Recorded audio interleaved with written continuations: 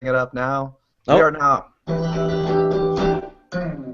Good afternoon and welcome to the first official episode of The Lunchroom. My name is Jeffrey Radovan. I'm broadcasting live from beautiful Berkeley, California. I'm joined by a pretty badass panel today of my good buddies here.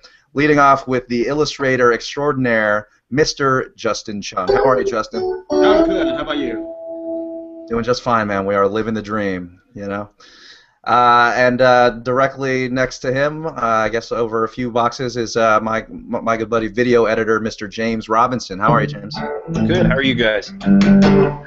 We're doing awesome, man. We're doing it. And my longtime roommate, co-conspirator of dirty deeds, and he calls himself the trash bastard, Mr. Jason Radovan. And he's playing all those sexy intros for you as well. There you Any go. relation to Oscar the Grouch? Oh, yes, he's my brother. He's our other brother. Okay. I see the resemblance. Yeah. Awesome. So, how's everybody doing? Mac, how you doing? Mac's coming to us all the way from Cardington, Ohio, way out there in that Midwest. We're over here on the West Coast. What's the weather like over there, buddy? It is a nice, cool 69 degrees out here today. Fabulous. Overcast, so there's no sun at all. And That's Ohio, right? yeah, it'll change in about 5 minutes to be like a thunderstorm or something. You know, that's just how it works out here. Keep you on your toes. Gotta keep you on your toes. And Mac, you're on the East Coast, so you probably already had lunch. So, what did you have? Actually, I didn't have lunch. Like a champion. Like Mac, a freaking you champion. got to do better than that. Right. I'm sorry, I had stuff I had to do, man. See? No, he had duties for lunch. All right. He had. I don't think I eat crap or human feces of any type. Oh, you misheard. You misheard me. Then. Oh, okay. I think we just lost all our viewers after that one. That's I'm entirely sorry, possible. guy. That's entirely possible. And That's all we're right. comfortable with that because that's the quality of programming you can expect in 30 minutes. All right, so we're going to kick off into a couple top stories, kicking off with Polaroid. You remember them? They made those old contraptions, these gigantic camera things. You snap the picture, you come out, and you flap the photo for a while, and then you end up with a photo. But that business has more or less died, so they're taking another shot at the action cam space. So this is a look at their new Photo Cube. It's a tiny water-resistant camera. This is from Mashable.com. We'll spare you all that. Maybe we'll just play a little bit of the little video they have here. And basically, it's entering that space that GoPro so dominates these days. There's a look at the old school Polaroids. It's like they took the flash on top and they just like ripped it off and turned that into a camera. Essentially. Jay, you're a pretty big action cam guy with your snowboarding and so forth. Does this interest you? I love taking pictures of myself. That's right. Your Absolutely. selfie game is quite strong with this one. Very strong. So, do you Very have any interest in this product? No. Why Yes and no. Yes and no. I don't know. Maybe it's just because I've been using GoPro for since the Hero 1, but this one seems to be like really late in the game. I don't see this being a competitor so much as just like it's always going to kind of live in the wake of GoPro, which is probably nice. Kids will want to have a GoPro-like experience, but the parents will not want to drop that GoPro loot. So I can see the market gearing towards more of those kids. Fair So enough. is that essentially it? It's just a more affordable version of like a GoPro. It looks like it. I mean, I'm not seeing how. There goes our other audience member. Thanks. Damn. Educated, aren't we? Dang. Swing and a miss. No, I'm not seeing how you can like sort of like carry this around. Yeah, it's a small cube, but it's like it looks like something that you can lose. I don't know if it's meant to be something that you just kind of like stick on the wall or something, like Splinter Cell style sticky cams. But it just looks like it will be easily lost. I'm feeling. That's totally fair. I'll tell you, it's exactly what it is. It's $100. It's $10 to $40 for the additional mounts. The thing's less than 2 inches tall, cubed, all around. It's got a high-powered magnet on it, so you can stick it onto things like. Oh, it does. So it is like a spy cam. Yeah, you could fucking check that thing. Oh, dude. All right. Okay. You know. See, that's different. And at that price, you can have like a pocket full of them, right? And just throw them against the wall, and All right. First, the video editor is afterwards is gonna hate you, but it's gonna be cool. First, you had my curiosity. Now you have my attention. Speaking of video editors, Mac, that's kind of your trade. I know you're into videography as well. Is this thing interesting to you or what? Well, this is the first time I'm hearing about it, but from what you're telling me is it sounds pretty interesting. I'm always looking for something that'll get me a great angle, something that'll get me into like a new area of videography and editing I've never been in before, but something that's also not going to break the bank. Because I mean, you know me, I'm a tight ass when it comes to money. Yeah. So, but I mean, it looks interesting. I think it'd be worth checking out.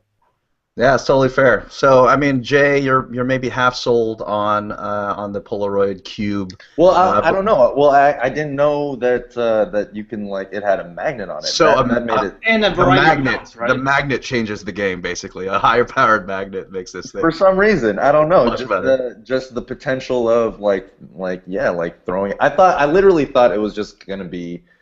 This thing that you just carry around that you always have to just carry around, and it's like. No, but that's nice too, though. That it's pocketable. Hey, let's throw in for one and see what we can do with it. All right, there you go. I will hold judgment until we. You want to seriously? You want to throw in for one, and we'll take a weekend off and just go around town and see how we can use something like that. Go to the countryside and just film ourselves. There's nothing magnetic in the countryside. Stay in the city. Where it's all metal. That's entirely possible. Well, honestly, I think the $100 one is pretty easy to cover. The one we might have to throw in on is the announcement of the GoPro 4. It finally has a release date. Yes. Got a lot of the GoPro kids pretty excited. Jay, can you tell us a little bit about what's going on here? What do we know so far?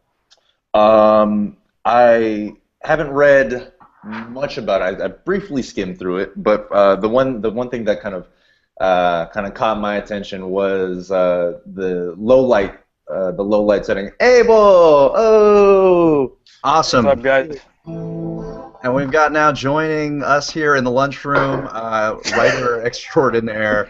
He's just a badass in general down there in Los Angeles, California, Mr. Abel G. Pena. How are you, Abel? Pretty good, brother. Happy to be here. Awesome, man. Always a pleasure to have you. We're talking right now about the just announced GoPro Hero 4, the much anticipated descendant. What's the one after predecessor? Yeah, that's right. To the to the GoPro Hero 3, and it's got a couple cool features here. We're looking at this article here. Basically, it's going to have an A9 chip instead of the ARM A7. That we see on our iPhone. It's going to be able to shoot 4K video at 30 frames per second. And it's coming up here in just a little under 2 months, with it coming sometime in October. Yeah, that's pretty interesting that they're dropping it, or that they they're announcing it so close to the actual release. Or I don't know, it might be different for cameras. It might be that just might be the way, but it seems super like a big surprise. Like in 2 months you're gonna be able to be shooting yourself even better. That sounds like a pretty good deal. Is there a price point on it? Or have they held off on that?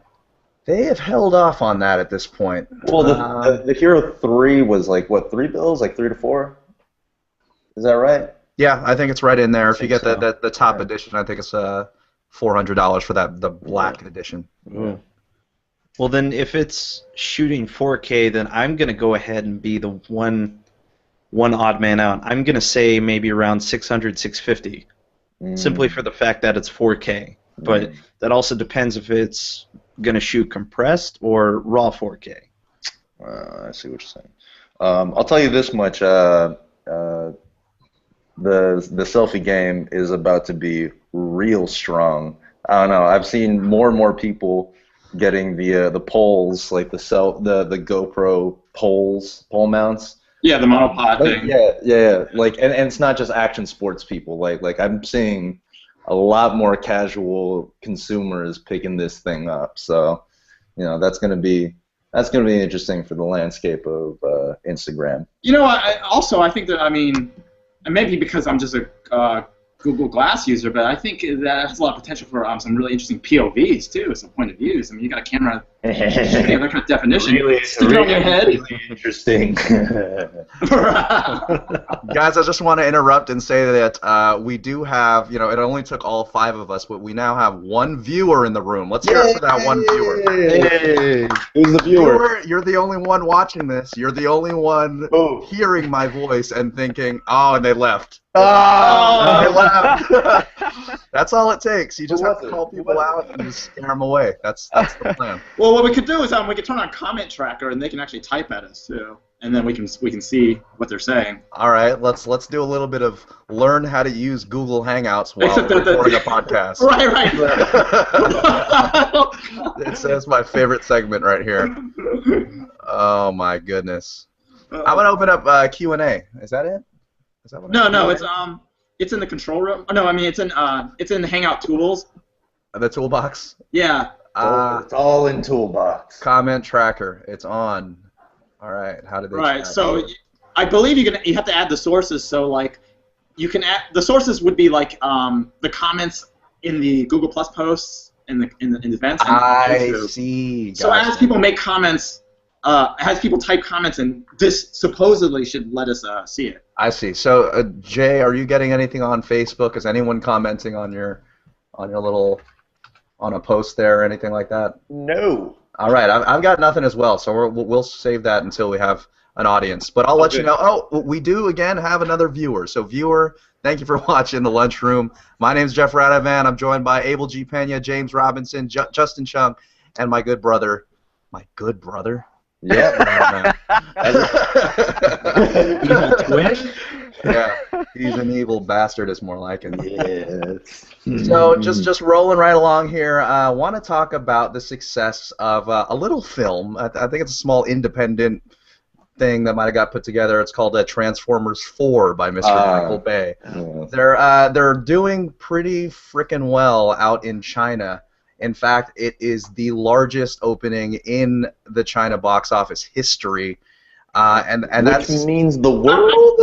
I have a theory for that. Let's hear this theory. It's because Asians are genetically predisposed to liking robots that change into things. I'll tell you this much. That is pretty racist, sound. sir. That is wrong racist. about that.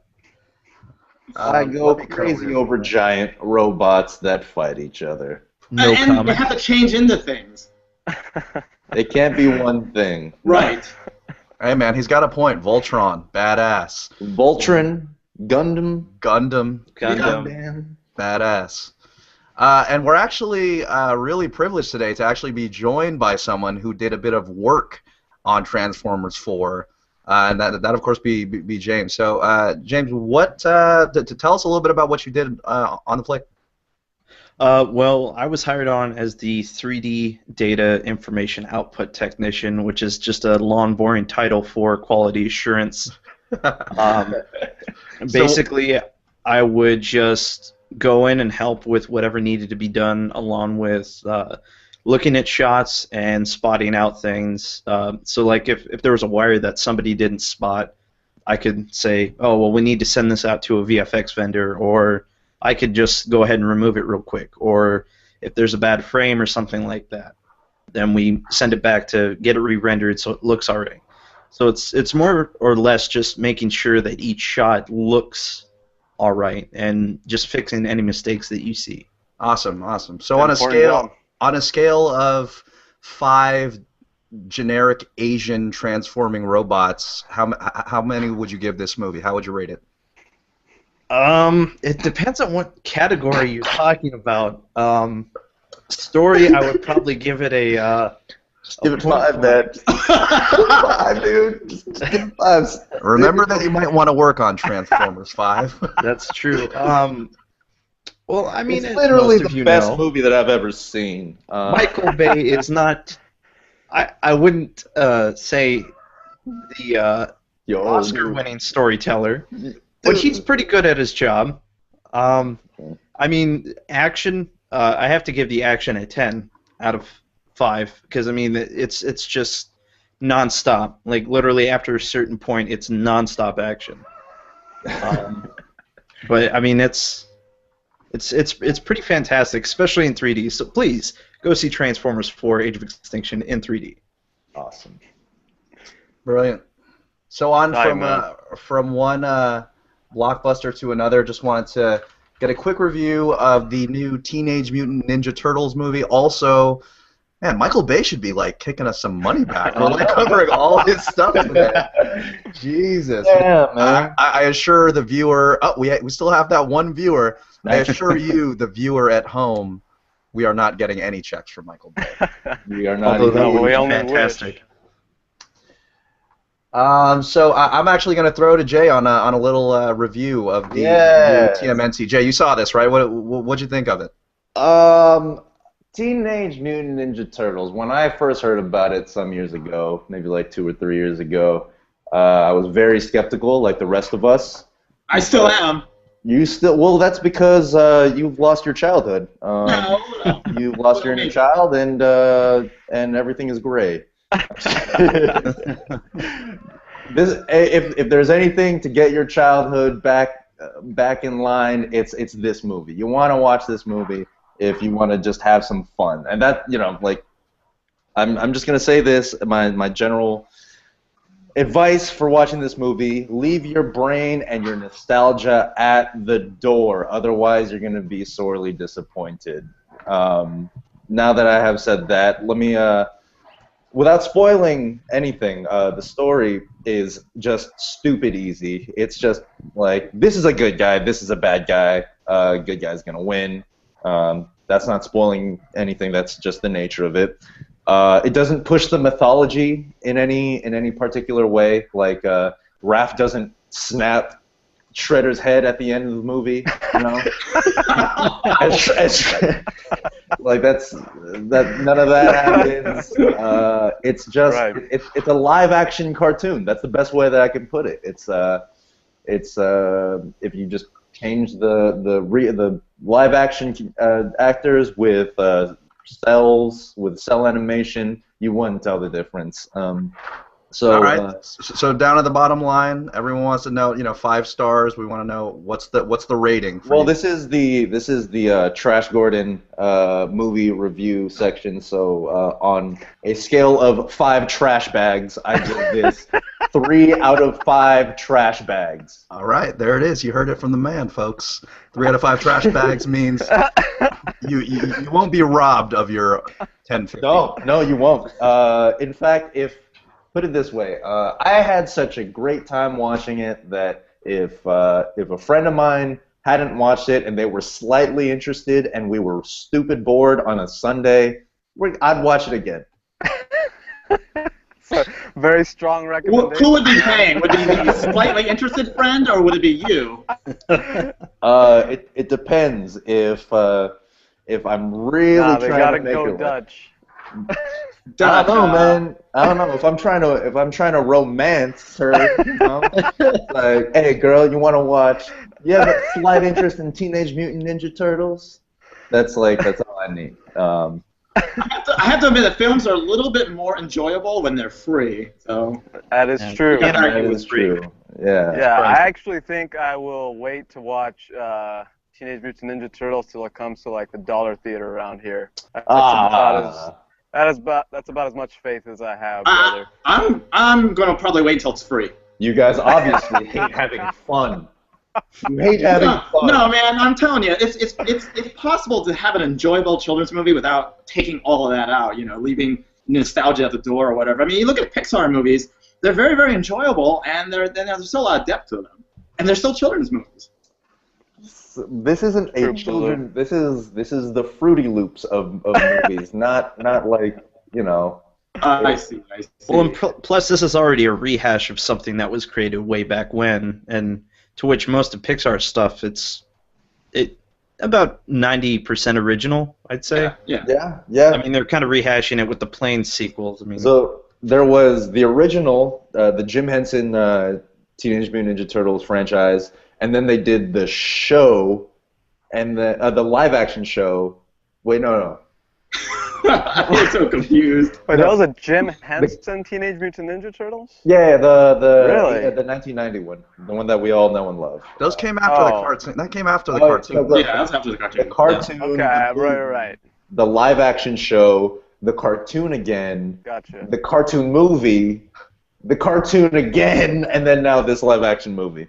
So there have been 7 different iterations that on this franchise. I really liked the first live action movie. I mean, I even now I still enjoy watching it. no, dude, those were that one was the first one was brilliant. Yeah, it was. Yeah. Yeah. It made me Those- cry over like these mechanical, like turtles. Like, Yeah, and I think the thing you have to say about especially the costume work on those films, the Jim Henson produced films, that is, there's those costumes hold up. They just look so badass. You put that Blu-ray in today, and it still looks great. Yeah, sure, maybe the mouth movement's a little cheese, but like just the detail, they look real. They're moving around. They're real, and we'll still always be able to eyeball that versus CG. And the character models for this are beautiful, not disputing that. But there's something about something real, tangible that you actually made and produced. well, I think it's just right now the CGI isn't. I think CGI at some point will be indistinguishable from what we really see. But right now, there's still the uncanny valley thing going on. So like Yeah. when you see CGI martial arts versus, and I know that the old movie had the real people in these suits, but they still looked really good. Yeah. I mean, they did some great moves in these big bulky suits, and to me, that still looks a little better than the CGI for now, just for now. I see. I don't know. I feel like if you showed someone any movie, any CG movie today, like if you showed someone from the '60s, I think their heads would literally explode. Also, I mean, I am really surprised by some of it. Occasionally, like when I watch a show, and later on discover that they're on a, because it's not an action scene, I'm not looking for CGI. It turns out they were on a green screen set. Yeah. And Yeah. and the background, it's just a cable car, San Francisco, whatever. It was all fake. It's like I was like, Yeah, it's pretty impressive the subtle ways that they do that. What's that? Well, it's actually interesting that you bring that point up, Justin, about distinguishing CGI from practical effects. If I could go off on like a really quick tangent, a good example of We're this all would about be tangents. from Halo 4. If you look at some of the cutscenes for those, they did a fantastic job. Like I had a really hard time trying to distinguish if it was all CGI or not. Like when it comes to mainstream, probably not. I don't think we're there yet, but in a select few cases, I think we're definitely there. It just depends on how well it's executed and what team you have behind it. and the resources. I mean, they Yeah. spend more money producing video games than they do film now, and Oh yeah. I think a lot of times the limitations is simply money, not so much technology. Oh, money. Absolutely, money. It's so Yeah. good. So we move on from one blockbuster that's they actually did better than Guardians of the Galaxy. A lot of people expected that they would not be able to top them, but they did. Well, it's also better. because it was opening week versus. What's that? I think also that's why I may have liked it a little bit better because it beat out Guardians of the Galaxy. Oh my You know, God! an enemy of my enemy. I is forgot my who we friend. had on this show the angry DC fan. Hey, man, I'm not angry. I'm just it was they deserve it. You know, they just. Yeah. They deserve it. Oh, okay. Okay. All right. Jay's a fan of all So we're things DC. entitled now, right? Is that what we're saying? Oh, yeah. Pretty much. I'm just saying. We're gonna have to fight soon, Jay. I don't. We're gonna have to have a smackdown on the street about it. Oh no! Just one day. All right, so I'm gonna dress up as Batman, and you dress up as Gamora. Gamora. I'll do it. I will spend 2 hours painting myself green. That'd be a great test for the the Polaroid camera we're talking about. You know. That's Yeah. a good. Excellent. No So shame. No shame. Warner Brothers, they're at the helm of those Superman DC movies that Jay loves so much. They're also at the helm of this new Mad Max reboot coming up, starring Tom Hardy. They've just released a trailer at Comic-Con. That's a few weeks removed, but some of the panel hadn't actually seen it yet. So this is that real ghetto part of the show where we cut over to the trailer, and we'll talk a bit about that after I fire it up. Give me 10 seconds. It's not ghetto. It's thrifty. Thrifty. All right. Okay. I'm gonna play. Oh, you wanted background music, right?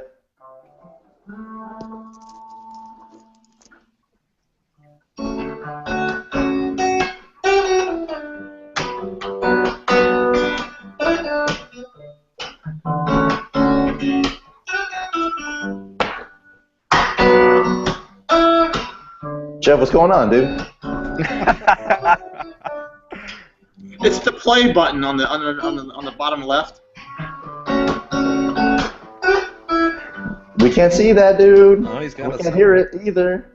So you guys want to go do some hood rat shit with your friends? I do. Oh, you know what I'm about. Exactly. You know what I'm about. Dude, I Jeff. watched last week's episode. Jeff. He's muted. He can't hear you right now. I know, but he's supposed to unmute this. Whatever. All right. In a world where gas has run out, Bane drives his beat-up Mustang out in the desert, In the Australian outback. in the Australian outback, wearing nothing but a burnoose. I don't know what that is.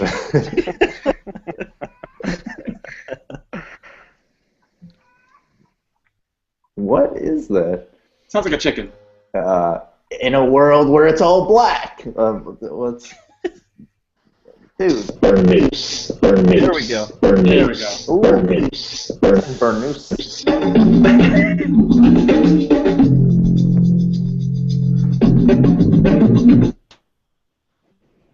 Look at all those tabs.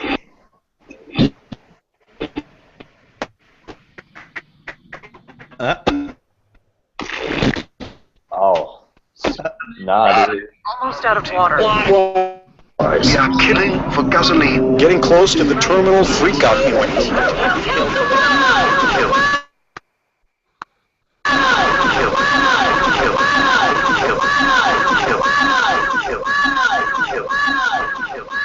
I don't think that's a part of the trailer.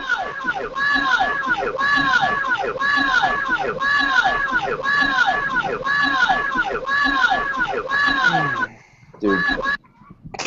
Can't make a beat out of that. I know. Something went wrong with that. I'm gonna try to get Jeff's attention right now. Tell him to just cut this. I like what I'm seeing though. I don't hear anything. I mean, it looks super rad. Maybe if we all wave our hands at the same time, go like this. I know. Dude.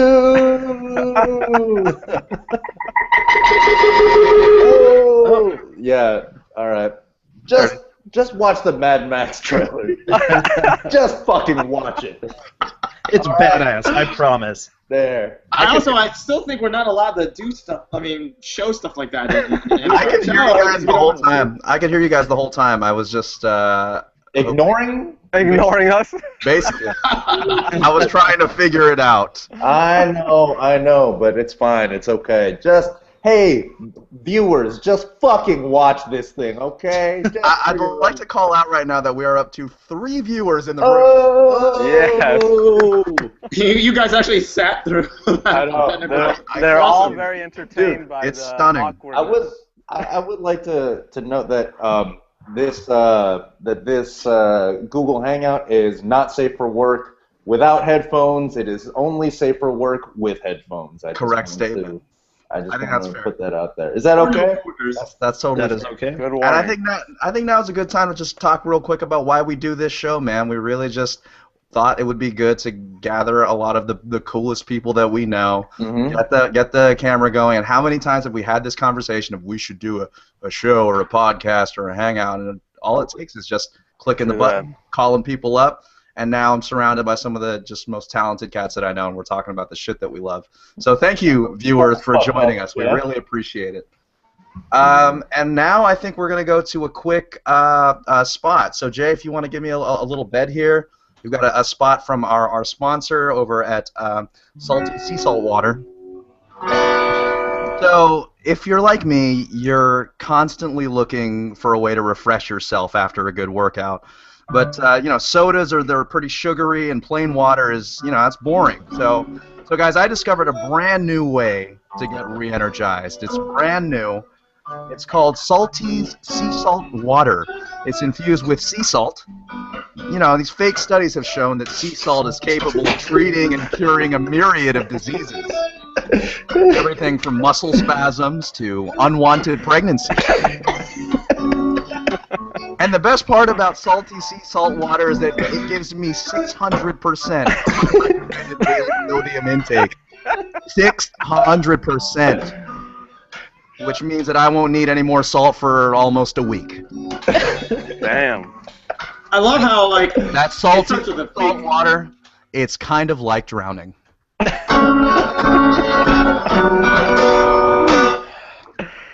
As a word from our generous sponsor. We love the folks at Salty Sea Salt Water. They just keep us swimming in it. And anybody else there wants us to love them, talk to us about sponsorship. Yeah, send us an email at lunchroomshow@gmail.com. We want to hear from you. What are we doing well? What are we doing, crappy? I'm sure there's quite a bit of that. But just bring it on. We want to hear from you. Lunchroomshow@gmail.com. I'm sure the Facebook thing's coming and all that. That's coming soon.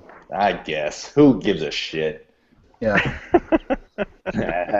So, Jay, have you been checking out any new apps lately? I know you're a man about that. I have been checking out some apps. The one that I want to share with you all is an app from Vimeo called Cameo. And what Cameo is a mobile video stitch application. What it is, hold on, Jeff, before you do that, I'll just try to take people through the Cameo app. What it is you when you get started, you shoot mini clips.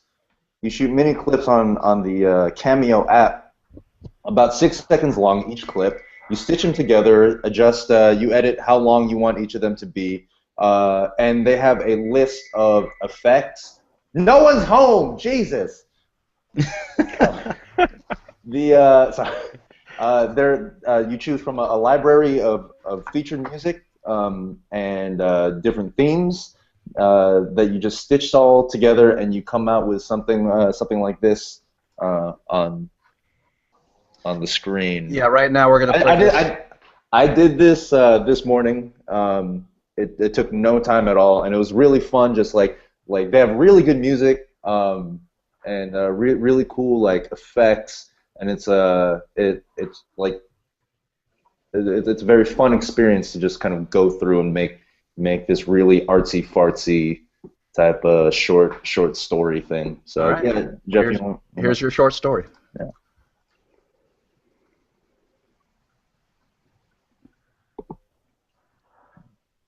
There's usually a song over it, but. Yeah, this plays a lot better with sound. It does, but imagine a really cool hip sound over that, whatever that may be. I could dig silent films. You like that? Fiend. There it is. There you go. I did that this morning, just for this show. All in all, how long did that take you to produce? That took me 30 minutes. Well spent. Okay. 30 minutes just because, I gotta bring it tight, I gotta be good about it. I can't just half-ass that. I tried to half-ass it. I was like, but I found myself waking out of bed shot. That was like the 5th take, man. I had to make sure. So, do you see this thing displacing, some of the other video apps out there between Vine, the video on Instagram? There's a bunch out there. I would be very surprised if it did take over. Vine. No. It's because it's not as quick as Vine. It's not as quick as Instagram. It is much more involved. It's more for fun and for people who are interested in that process, at least at a very casual level, because it did take me like a bit of time, because I've never actually heard of that app before, but it looks a lot like a few other apps in that space. Like, I don't know if you heard of Animoto or any of those guys, where but Animoto is actually more automated, where you just shoot a bunch of video and photos, and it actually does the editing and the cutscenes and all that automatically for you. How much control did you have with this app? Was it all did you have to all do it yourself, or was how much of it was yeah, I had control over it. I had control over just the length of each clip. I'm not sure if there's a cap on how long you can do one.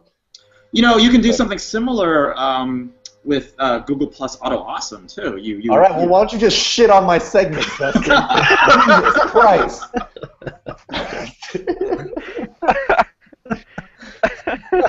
All right, we no, get he means it. Keep going, Justin.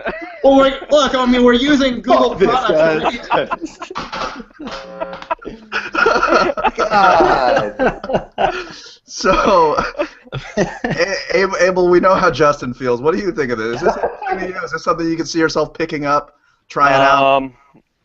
Yeah, I might try it out, bro. But I'm often reluctant to basically pick up new apps. That's just how I am, man. So even this Hangout thing, I mean, I barely picked this thing up. So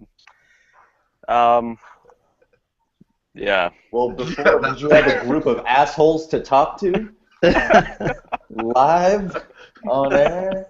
See? Well, it's paid off, yeah. That was a key component. You just needed some assholes.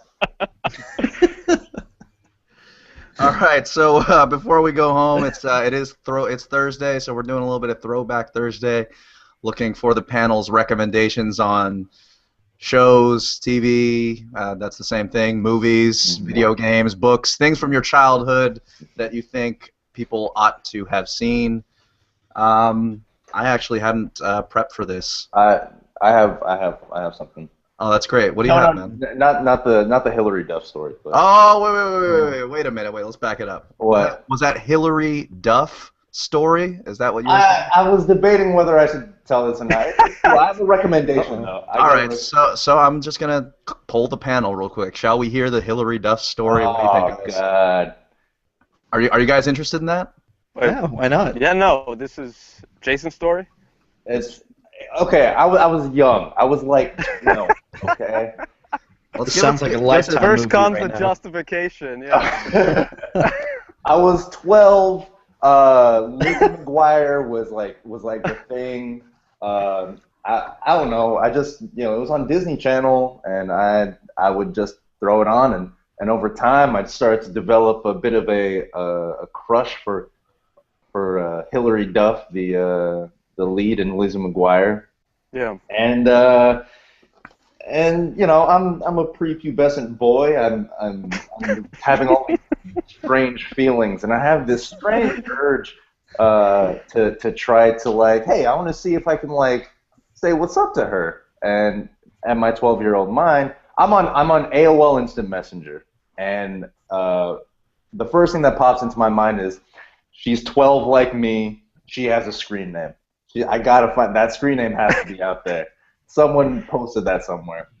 So I go on Google. I type in Hillary Duff Ames screen name. I remember this clear as day because I knew that I was going to remember this because I've never felt that amount of shame ever up until that point. That is the most shameful that I've ever felt. It turns out that there was a screen name that popped up. And I'll never forget this screen name, Juicy Fruit Hills. And I was ecstatic. I was like, dude, I'm a hacker. Oh shit, I'm a hacker. How did I find this? So I sent a message out to Juicy Fruit Hills like, hey, what's up? And it's not. Oh wait, no. I added it. I added Juicy Fruit Hills, and after maybe 2 or 3 weeks, she didn't come on. Until this one day, she actually did, and like a fucking hawk, I'm just like, holy, what's up? How you doing? And she was like, who's this?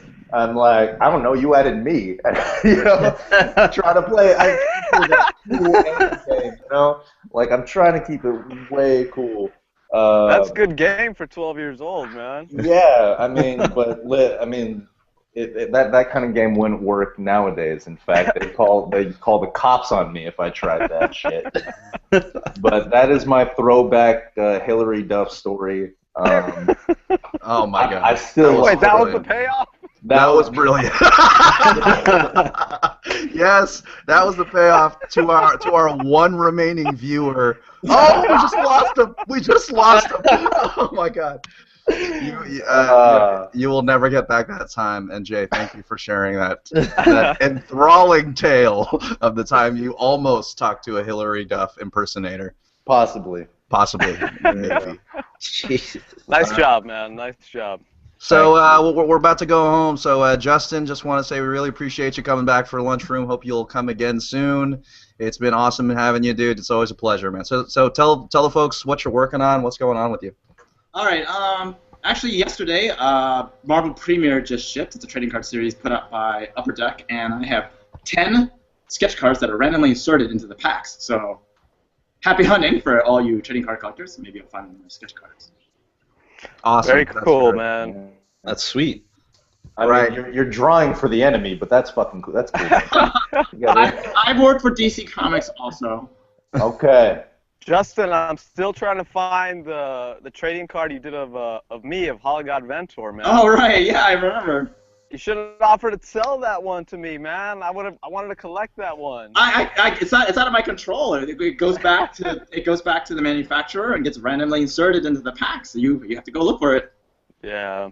Man, I'm on there on one of those too as like some green ball-headed dude that. That's right. I drew you as Radioactive Man when I was working on the Spider-Man Archives trading card series. That thing's gonna be worth millions one day. Get on it now.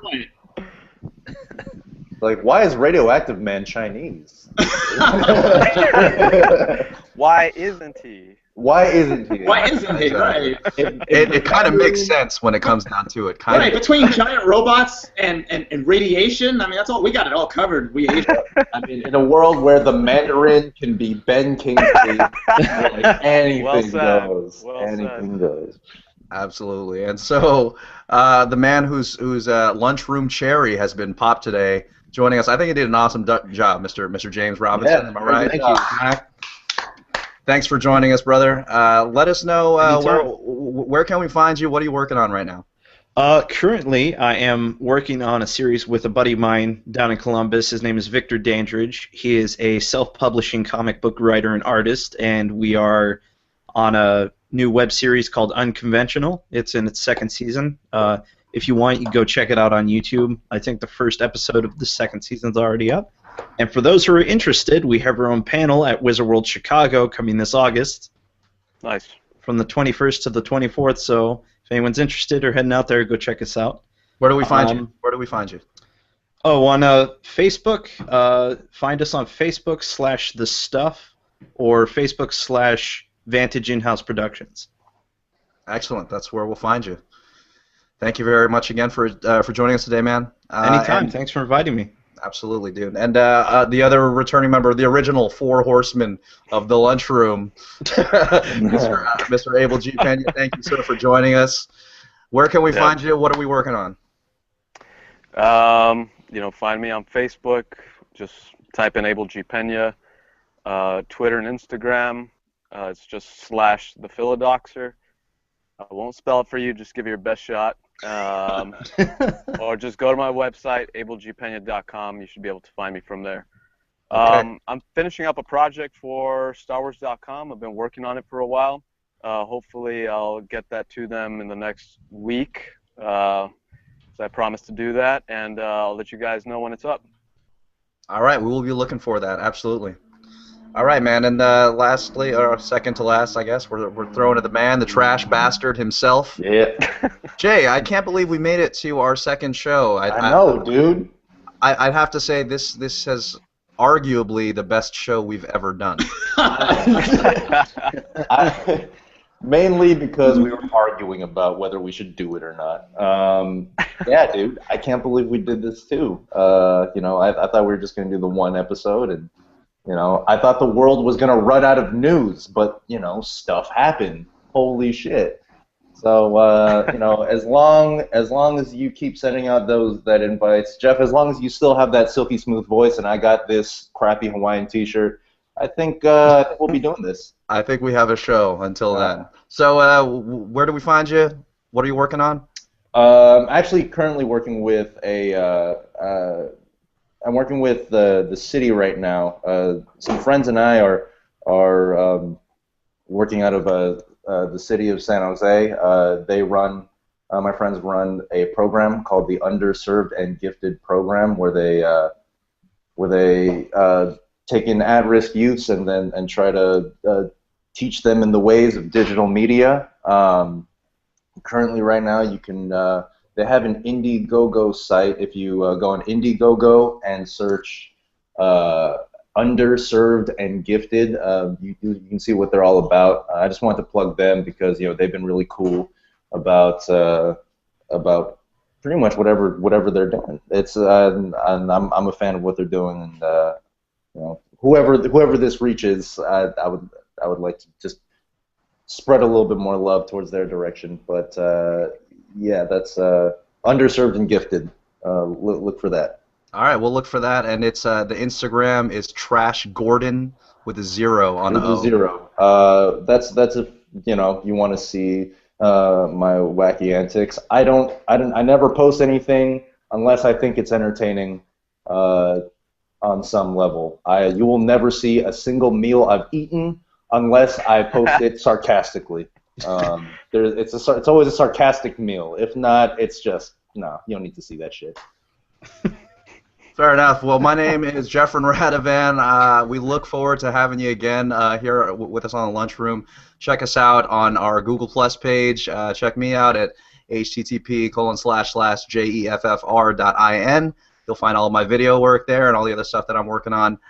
Thanks again to my panel for joining today, and we will see you next time in the lunchroom.